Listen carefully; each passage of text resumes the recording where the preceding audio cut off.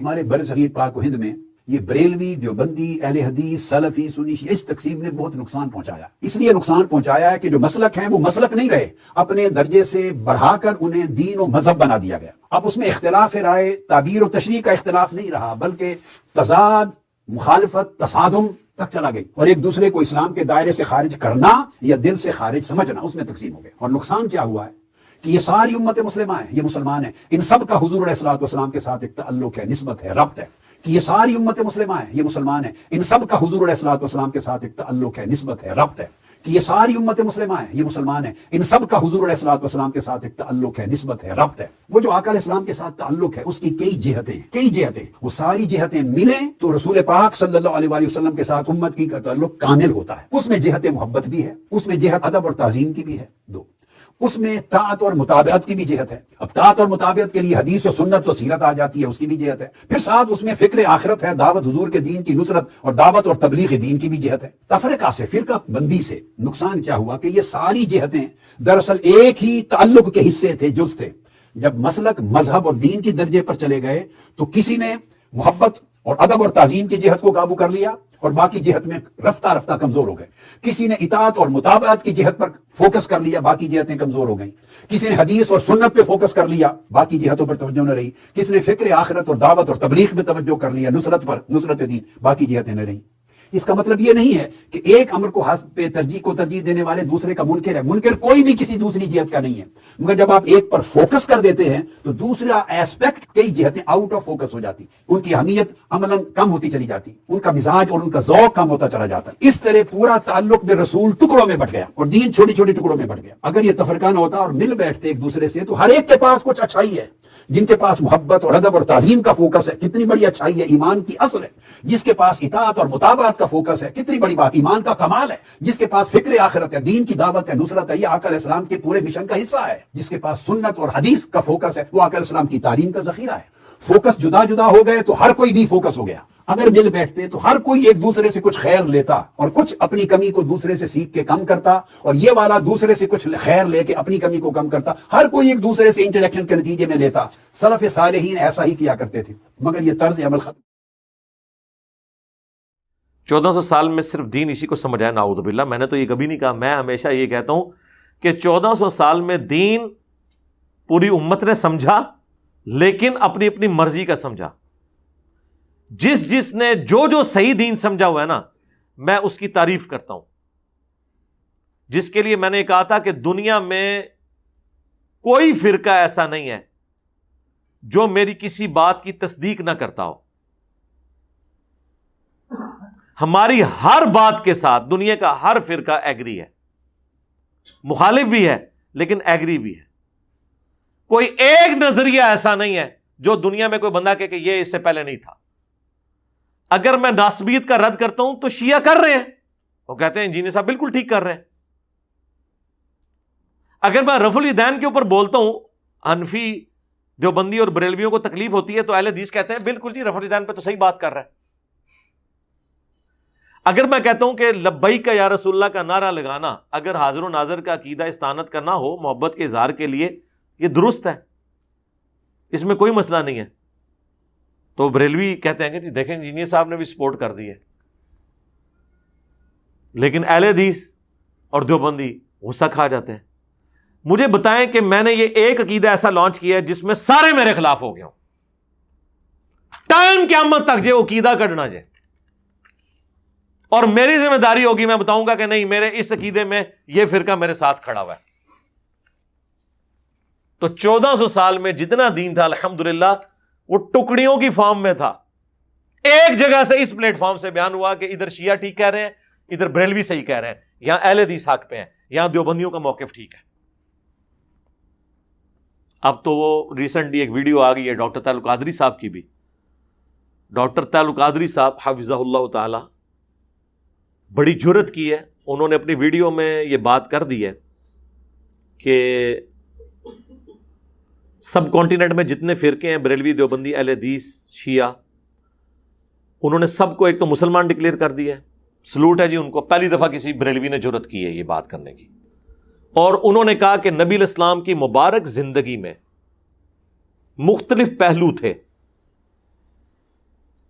اور وہ سارے پہلو ڈومیننٹ تھے، لیکن ہر فرقے نے اپنی مرضی کا ایک پہلو پکڑ لیا. یہ وہی بات انہوں نے دوسرے انداز میں کی ہے جو میں کر رہا ہوں،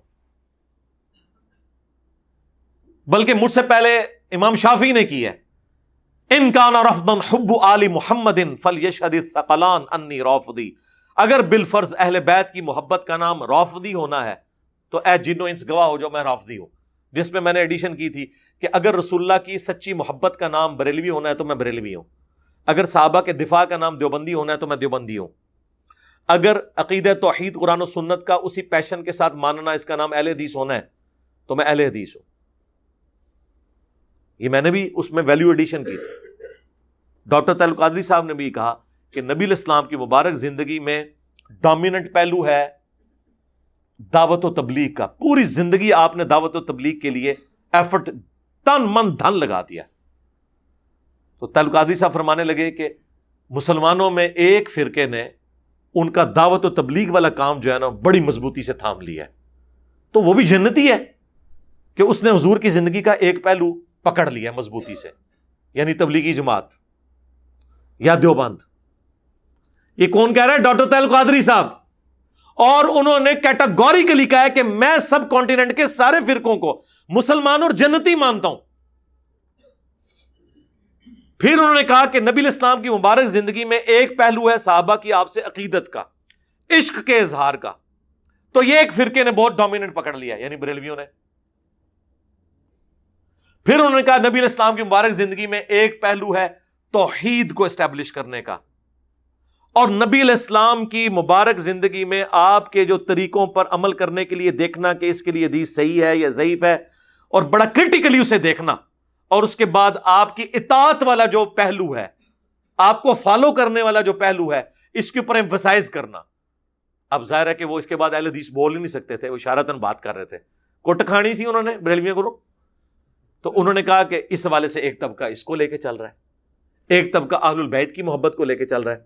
تو انہوں نے کہا افسوس، اس پہ انہوں نے افسوس کا اظہار کیا کہ سارے فرقوں نے اپنی اپنی چیزیں ملی ہوئی ہیں، حالانکہ یہ ساری چیزیں ایک جگہ جمع ہونی چاہیے تھی. سرکار رکو ذرا، صبر کرو، آپ کو بتاتے ہیں کہ دنیا میں ایک پلیٹ فارم ایسا بھی موجود ہے، اور وہ پلیٹ فارم کوئی چھوٹی سی پلیٹ فارم ہی نہیں ہے، اتنا بڑا پلیٹ فارم ہے کہ دنیا کی کوئی مسجد نہیں ایسی بچی کہ جس مسجد کے اندر آپ کو ہمارا اسٹوڈنٹ نہ ملے. الحمدللہ. جس نے اپنے خلاف سارے فرقوں کو کر کے صدیوں کے فرقے الٹ دیے ہیں صرف سچائی قرآن و سنت کی طاقت کی وجہ سے. اب میں آپ سے پوچھتا ہوں، کیا اہل البیت کا دفاع کبھی شیعہ نے بھی اس پیشن کے ساتھ کیا تھا جو ہم نے کیا ہے؟ کیا اہل حدیث نے اس طریقے سے پرانے اور نئے سارے بابوں کو للکارتے ہوئے بائی نیم، یہ تو ڈرتے تھے، نام بھی نہیں تھے لیتے، ایون پرانے بابوں کے ناموں کے ساتھ یہ رحمت اللہ علیہ بھی لکھتے تھے، حالانکہ نجی محفلوں میں کہتے تھے یہ سارے فراڈیے تھے. ہم نے کہا کہ بھائی رسول اللہ سے آگے کوئی نہیں ہے. ہاں، ہمارا امام وہ ہے جس کی قبر مدینے میں ہے. ہر شخص سے اختلاف ہو سکتا ہے سوائے رسول اللہ کے، جو امام مالک کا قول ہے، اور دنیا میں کوئی شخص ایسا نہیں ہے سوائے اس صاحب قبر صلی اللہ علیہ وآلہ وسلم کے کہ جس کی ہر بات مقبول ہو اور کوئی بات مردود نہ ہو. یہ تو ڈھکے چھپے الفاظ میں توحید بیان کرتے تھے، اور رئیس قصر محمد بن سلمان نے ان کی نکال دی. یہ درباروں پہ ناچنے والے لوگوں کے خلاف بولتے تھے. جب حرم میں، حرم کی سرزمین، ظاہر ہے وہ پوری سرزمین حرم ہی ہے ہمارے لیے، اس میں جب نچوائے گئے ہیں یہ سارے لوگ، تو ادھر ان کی توحید آ کے پنکچر ہو گئی. کوئی ایک جملہ نہیں اس کے خلاف بول، الٹا دفاع کر رہے ہیں کہ جی حکمرانوں کی اطاعت کرنی چاہیے. ہماری جیسی توحید کسی نے بیان کی؟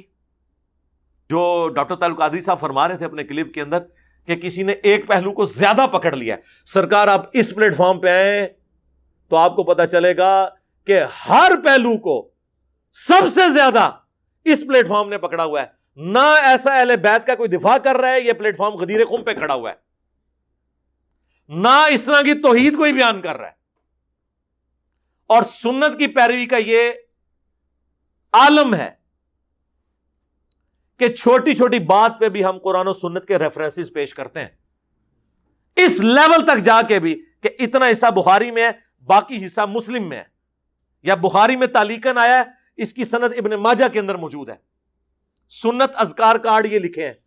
آپ تو سلاسل کے سلسلوں کے وظائف بتاتے رہے، ہم نے نبی علیہ السلام کے فرض نماز کے بعد سنت کارڈ، آخرت کا گرین کارڈ یہ، اور یہ آخرت کا بلو کارڈ۔ ویسے دنیا میں گرین کارڈ جو ہے وہ امریکہ کی نیشنلٹی، اور بلو کارڈ جو ہے ورک پرمٹ ہے یورپین یونین کا۔ صبح و شام کے اذکار یہ بلو کارڈ، ایک ایک حدیث کا حوالہ لکھا ہوا ہے، ایک ایک چیز قرآن و سنت سے بتاتے ہیں۔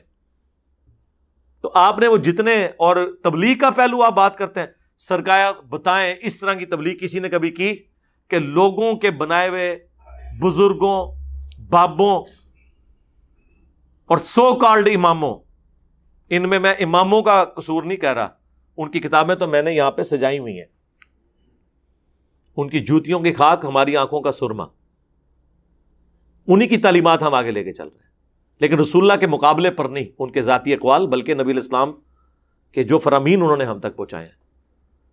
تو یہ جو دعوت و تبلیغ کا کام ہے کہ نبی علیہ السلام کی محبت میں دنیا کے ہر بندے سے ٹکر لے لینا، یہ اس پلیٹ فارم پہ ہوا ہے۔ ڈاکٹر طاہر القادری صاحب نے اپنے اس کلپ میں جو جو تعریفیں کی ہیں ہر مکتب فکر کی الگ الگ، اور انہوں نے ایک خواہش کا اظہار کیا ہے کاش یہ ساری ایک جگہ جمع ہوتی، وہ ان کے خیال سے بھی بڑھ کر انٹینسٹی کے ساتھ ہمارے اس پلیٹ فارم سے الحمدللہ چیزیں بیان ہو رہی ہیں۔ پچھلے دنوں مفتی منیب الرحمان صاحب نے میرے اوپر ایک پورا مضمون لکھا ہے اور دنیا اخبار میں چھپا ہے۔ پاکستان میں دوسرے نمبر پہ ہے یہ گروپ میڈیا انڈسٹری میں، نمبر 1 جیو ہے اور ان کا جنگ اخبار ہے، نمبر 2 یہ دنیا ٹی وی والوں کا دنیا اخبار ہے، یہ جو ان کا ٹی وی چینل بھی ہے اور ان کے کالجز بھی ہیں، پنجاب گروپ آف کالجز۔ انہوں نے باقاعدہ اپنے اس کا پھر میں نے کوئی 1.5 گھنٹے میں، 1.25 سے 1.5 گھنٹے میں پوسٹ مارٹم کیا، اس مضمون کا 17 علمی پوائنٹس کا جواب دیا ہے، اور مجھے سرسید احمد خان کے کھاتے میں ڈالا ہے کہ یہ جی معجزات اور کرامات کو نہیں مانتا۔ تو میں نے کہا یار ہم مانتے ہیں لیکن نہ ہوئے ہوئے تو نہ ہم سے منواؤ جی۔ تختے بلقیس آ گیا سرکار، تسی بھی وائٹ ہاؤس لے آ کے مارگلا دی پہاڑیاں تے رکھ دیو، ہاں اگلے دن میں کلپ بنا دیاں گا، اور نہ آیا اگر تو تسی بھی اگلے دن کلپ بنانا ہے اور اس کہنا ہے نہ میں بابی، نہ میں بابی، میں ہوں مسلم، علمی کتابی۔ اور پھر آپ نے دعوت دینی ہے کہ مرنے سے پہلے اے مسلمان کر لے اس پہ غور، کتابوں کا خدا اور ہے، بابوں کا خدا اور۔ بابے بھی اسی خدا کو مانتے تھے لیکن ان کوالٹیز کے ساتھ نہیں جو قرآن و سنت میں آئی ہیں، بلکہ اپنے بابوں کی تعلیمات کی روشنی میں۔ یہ بھی آپ نے ساتھ بولنا ہے، اور یہ بھی بولنا ہے کہ فرقوں کی دکانیں بند، the damage has been done، یہ بھی آپ نے بولنا ہے۔ اور آپ نے پھر للکارنا ہے اپنے سارے بابوں کو، اپنے علماء کو، کہ یہ قرآن و سنت سے جو تعلیمات انجینئر صاحب پیش کر رہے ہیں یہ حق پر مبنی ہے، اگر کوئی جڑا ہے تو کتاب و سنت کے دلائل میں ویڈیو میں آ کے ان باتوں کا جواب دے، اور ٹائم قیامت تک ہے، بول وہی جو حق ہے، ٹائم قیامت تک ہے۔